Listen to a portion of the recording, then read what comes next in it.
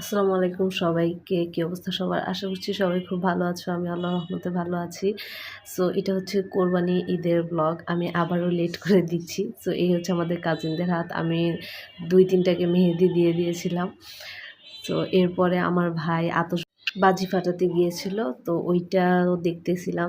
কিছু ক্লিপ নিলাম। এরপরে সবাই ঈদের নামাজে গেছে। এটা হচ্ছে পরের দিনের। আমার চাচ্চু, আমার কাজিন, এরপর আমার আব্বু, আমার ভাই ওরা নামাজে গিয়েছিল ঈদের। সো নিয়ে রাখলাম আরকি। আমি আবারও লেট করে ব্লগ দিচ্ছি তার জন্য সত্যিই দুঃখিত। এরপরে আমাদের এটা হচ্ছে কোরবানির গরু। উম গরুটা অনেক বড় ছিল। তো এটা আব্বু ধরে এটাকে নিয়ে যাচ্ছিল। আমার দেখেই ভয় লাগছিল। এই ভিডিওটা আমি করতে পারিনি। আমার কাজিন করে দিয়েছে। তাকে আমি বিশেষভাবে থ্যাংকস জানাই। তো ও খুব সুন্দর করে ভিডিওটা করেছে। আমি হলেও হয়তো এত সুন্দর করে ভিডিওটা করতে পারতাম না। তো যাই হোক, আসলে আমি খুবই ব্যস্ত ছিলাম। যার কারণে আমার ব্লগ দেওয়াটা দেরি হয়ে গিয়েছে। আম আমি দিতে পারিনি। আর এতদিন কী কারণে ব্লগ দিতে পারিনি, কেন ব্যস্ত ছিলাম, সবকিছুই নেক্সট ব্লগে বলার চেষ্টা করব। আর একটা গুড নিউজ আছে সেটাও বলব ইনশাআল্লাহ তোমাদের সাথে।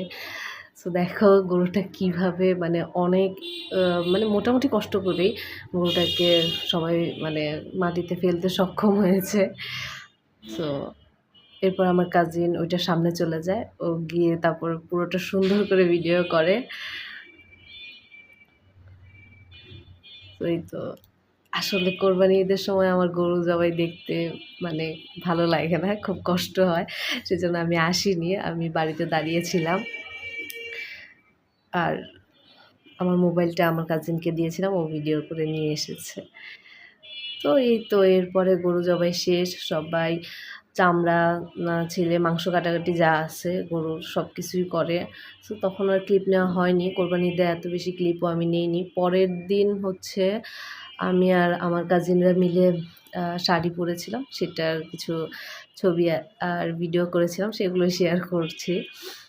সো একটু পরে আম্মু মাংস রান্না করে। এই তো আম্মু গরুর মাংস রান্না করতেছিল। যাই হোক ভিডিওটা খুবই আওলা-ঝাওলা টাইপ হয়েছে। এই তো আমরা শাড়ি পরেছিলাম। আর আমরা কিছু ছবিও তুলেছিলাম। এরপরে আমাদের বাড়ির এদিকে একটা নতুন রাস্তা আছে, সেইখানেও আমরা ঘুরতে গিয়েছিলাম। খুব মজা হয়েছিল ওইদিন। আমরা সব কাজিনরা মিলে সেদিন শাড়ি পরেছিলাম। তো আজকের ভিডিওটা এখানেই শেষ করছি। সবাই খুব ভালো থেকো, সুস্থ থেকো। আল্লাহ হাফেজ। আর আমার জন্য অবশ্যই দোয়া করো।